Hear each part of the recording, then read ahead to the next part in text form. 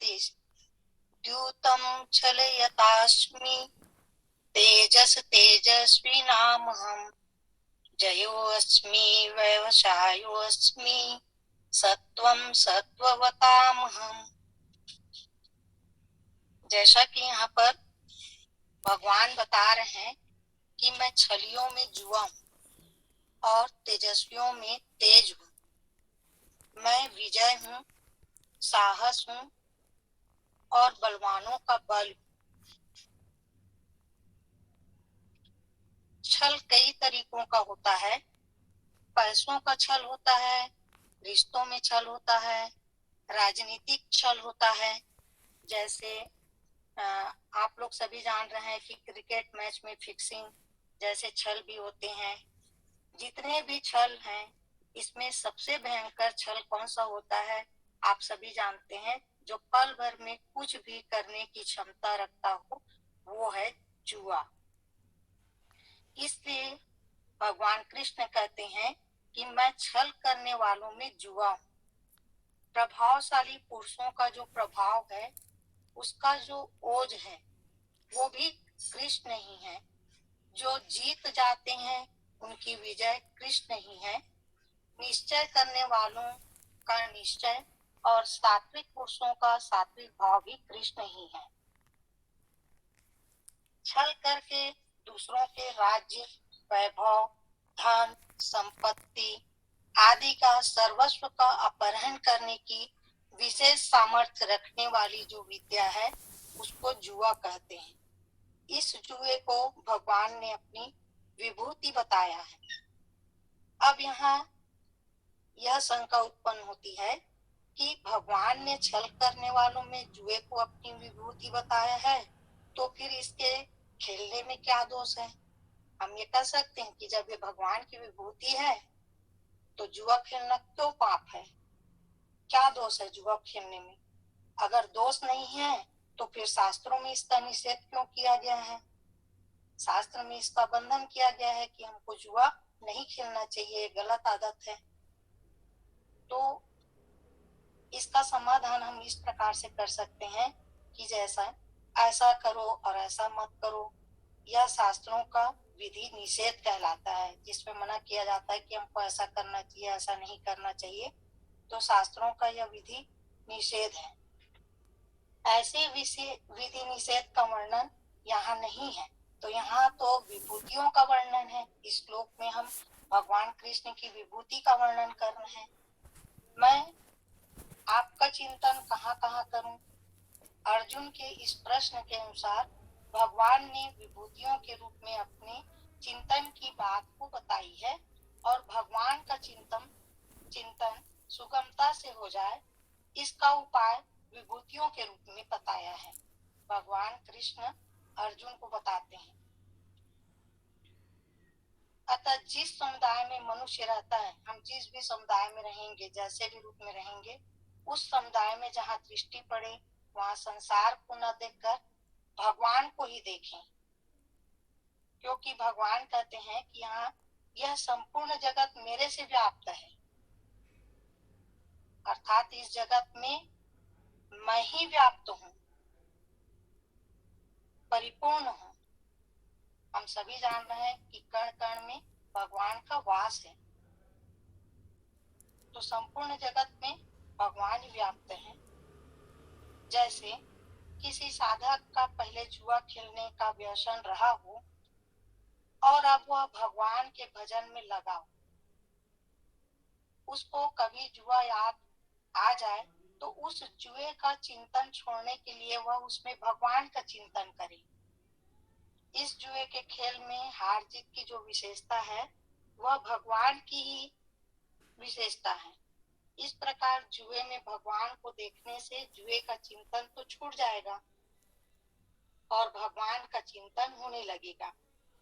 ऐसे ही किसी दूसरे को जुए खेलते देखा और उसमें हार जीत को देखा, तो हराने और जिताने की शक्ति को जुए की न मानकर भगवान की ही माने। कारण कि खेल तो समाप्त हो रहा है और समाप्त हो जाएगा, पर परमात्मा उसमें निरंतर रहते हैं और रहेंगे। इस प्रकार जुआ आदि को विभूति कहने का तात्पर्य भगवान के चिंतन में। जैसे हम जान रहे हैं कि महाभारत में आप सभी ने देखा है और सुना है कि जयद्रथ ने पीछे से निहत्थे अभिमन्यु पर जोरदार प्रहार किया। वह वार इतना तीव्र था कि अभिमन्यु उसे सहन नहीं कर सका और वीर गति को प्राप्त हो गया। अभिमन्यु की इस मृत्यु का समाचार सुनकर अर्जुन क्रोध से पागल हो उठा। उसने प्रतिज्ञा की कि यदि अगले दिन सूर्यास्त से पहले उसने जयद्रथ का व्रत नहीं किया तो वह आत्मदाह कर लेगा। दुर्योधन भगवान सूर्य से प्रार्थना करते हैं कि आज सूर्य अस्त ही हो जाए, क्योंकि दुर्योधन चाहते रहता है कि वह जीते। दोनों के बीच युद्ध चलता है और तभी भगवान श्री कृष्ण अपने प्रभाव से सूर्य भगवान को बादल से ढक देते हैं। दुर्योधन बहुत खुश होते रहता है कि अब सूर्यास्त हो गया, अब हमारी जीत हो गई। और दूसरी तरफ अर्जुन चिंता से व्याकुल होते रहते हैं और तभी बादल छट जाती है, क्योंकि भगवान को अर्जुन के द्वारा जयद्रथ का व्रत करवाना था। और भगवान फिर अर्जुन को कहते हैं कि अभी सूर्यास्त नहीं हुआ है, ये रहे तुम और तुम्हारे सामने जयद्रथ, तुम इसका वध करो। और अर्जुन अपने पुत्र अभिमन्यु की हत्या का बदला वह जयद्रथ का वध करके करते हैं। तो यह भी भगवान कृष्ण का ही ऐश्वर्य है, वो जो चाहें वैसा करवा सकते हैं। महाभारत के कथा में हम जानते हैं कि जैसे भगवान बोल रहे हैं कि मैं छलियों में जुआ हूँ। छलिया बहुत प्रकार के ठग होते हैं ना, छलने वाले होते हैं। तो भगवान कहते हैं कि जुआ असली में छल करने वालों में सबसे श्रेष्ठ है जुआ। जुए में व्यक्ति को ऐसा लगता है कि अब एक बार जब जीत गया या उसे कुछ मिल गया तो उसको लगता है कि मैं और जीत सकता हूँ, इतना जो गया है उसे वापस फिर से मैं प्राप्त कर सकता हूँ। इसलिए एक्चुअली छलिया है जुआ, इसलिए मना नहीं किया जाता गेमलिंग। और क्षत्रियों को गेमलिंग के लिए ललकारते हैं और वो मना नहीं कर सकते। इसीलिए युधिष्ठिर महाराज भी मना नहीं कर सके थे जब दुर्योधन उनको पासा खेलने के लिए बुलाते हैं, जुआ खेलने के लिए बुलाते हैं। और युधिष्ठिर को उस समय दुर्योधन को मना नहीं कर पाए, तो युधिष्ठिर को चाहिए था कि जैसे दुर्योधन ने शकुनी का सहारा लिया है जुआ यानी पासा खेलने के लिए, तो युधिष्ठिर यदि कृष्ण भगवान का सहारा लिए होते तो शकुनी कुछ नहीं बिगाड़ पाते। लेकिन ऐसा नहीं हुआ, कृष्ण जी को नहीं बुलाया गया, तो फिर इसके कारण उनको वन जाना पड़ा, क्योंकि वो पासे की खेल में हार गए थे। तो छलिया है, छल लेते हैं, ठग लेते हैं जुआ। और तेजस्वियों में तेज है भगवान। भगवान कहते हैं कि मैं विजय हूँ। कोई विजय होता है तो भगवान कृष्ण का प्रतिनिधित्व करते हैं। विजय विजय कृष्ण की कृपा से होते हैं। साहस कृष्ण है और बलवानों का बल भी कृष्ण है। ब्रह्मांड में अनेक प्रकार के छलिया हैं। समस्त छल कपट कर्मों में द्रुत क्रीड़ा यानी जुआ सर्वोपरि है। कृष्ण का प्रतीक है। परमेश्वर के रूप में कृष्ण किसी भी सामान्य पुरुष की अपेक्षा अधिक कपटी छल करने वाले हो सकते हैं। यदि कृष्ण किसी से छल करने को सोच लेते हैं तो कोई उनसे पार नहीं पा सकता। उनकी महानता एकांगी न होकर सर्वांगी है।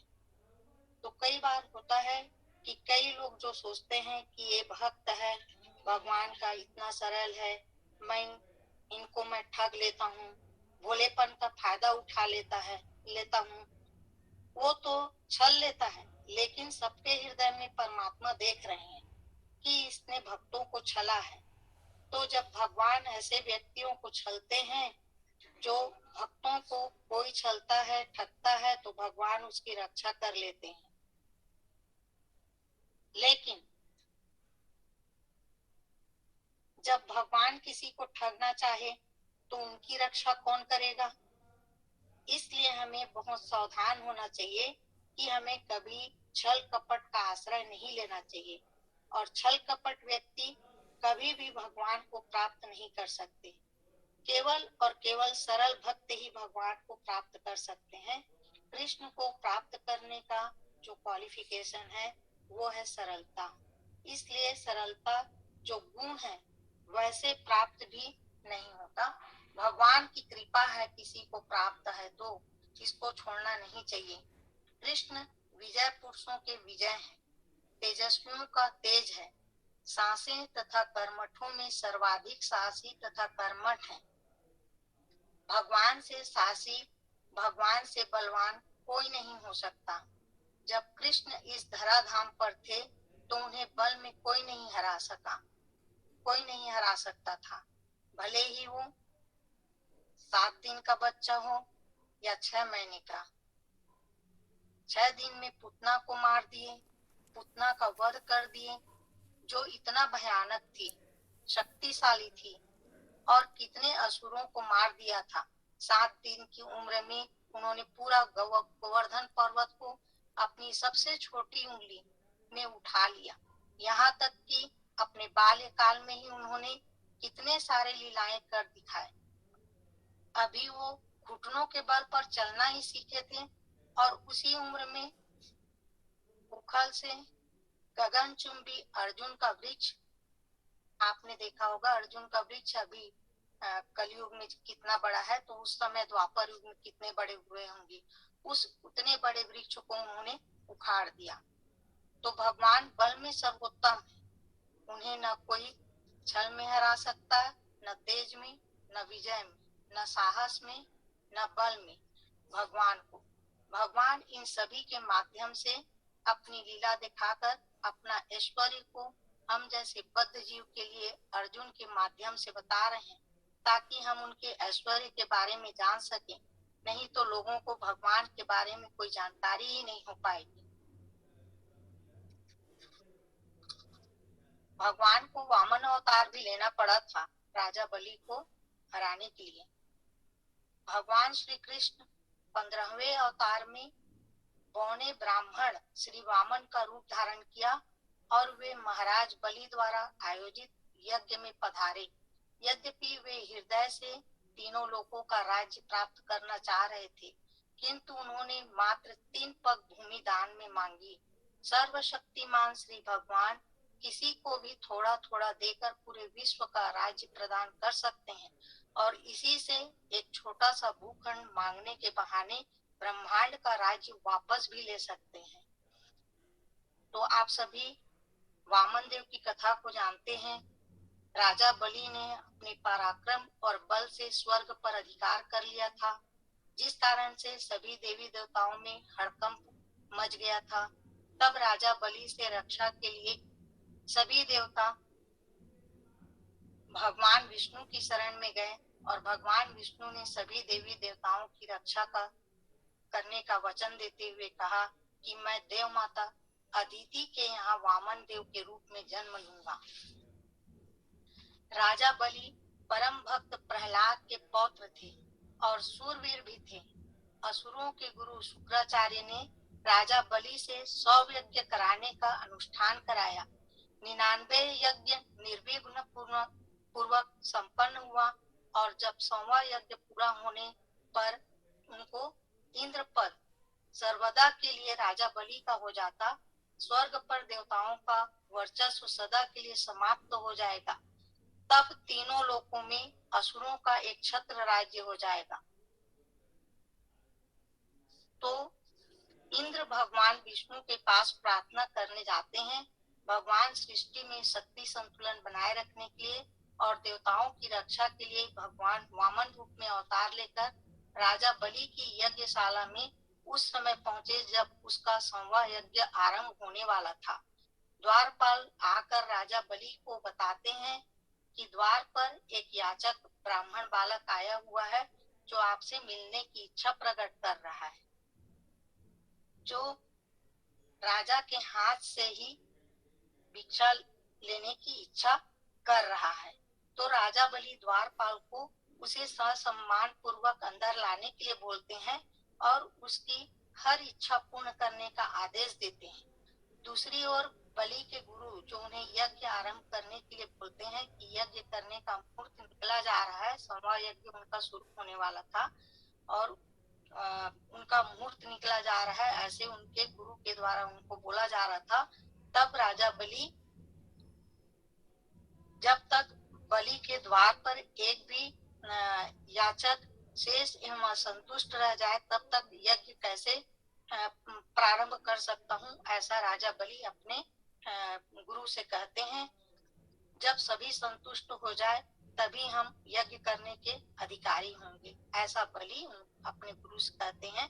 और बलि उठकर ब्राह्मण बालक से मिलने द्वार पर बाहर आते हैं और बालक से मिलकर वे कहते हैं कि आपने बड़ी कृपा की जो आप हमारी यज्ञशाला में पधारे, और उनका चरण को जल से धोते हैं और कपड़े से पोंछते हैं और फिर बालक से याचना करते हैं कि आपकी जो इच्छा है उसे बोलिए।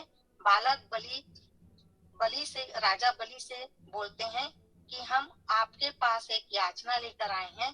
बलि उन्हें बोलने के लिए कहते हैं कि मैं उन्हें अवश्य पूरा करूंगा, आप जो चाहते हैं वो बोलिए, आपको क्या चाहिए, गाय, सोना, मणि, माड़ी, हाथी, घोड़ा, रथ, गांव, जो चाहो आप मांग सकते हैं।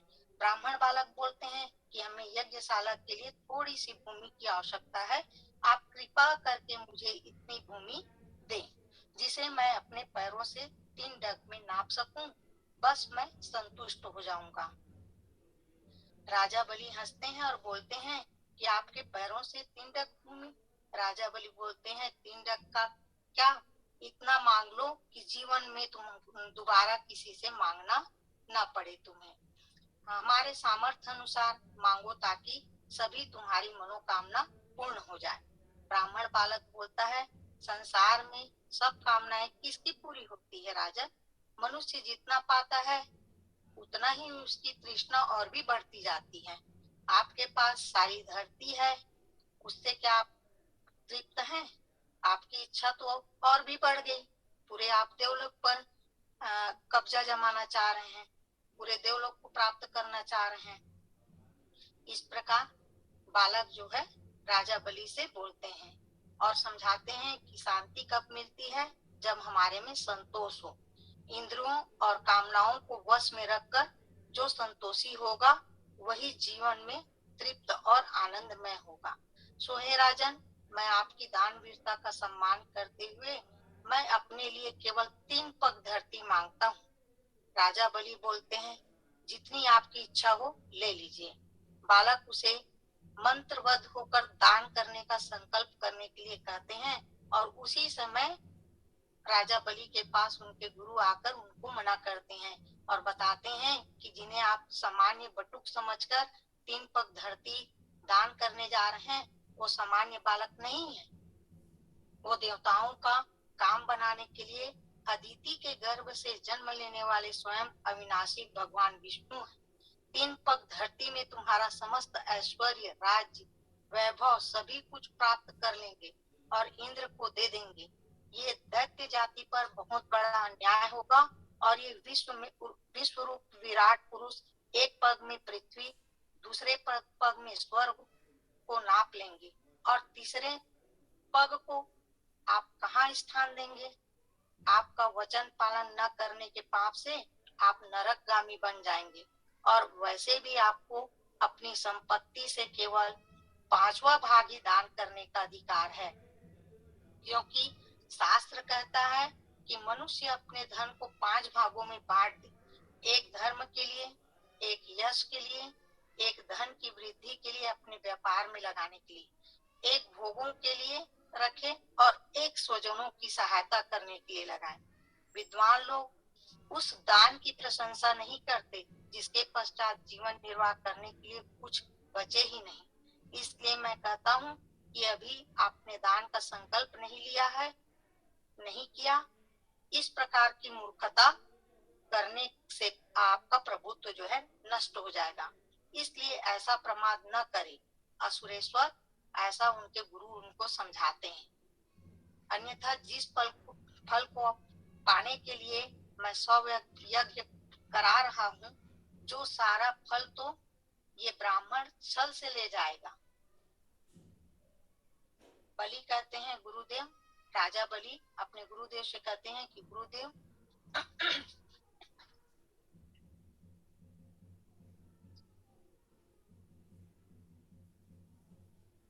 हरे कृष्णा, आवाज आ रही प्रभु जी?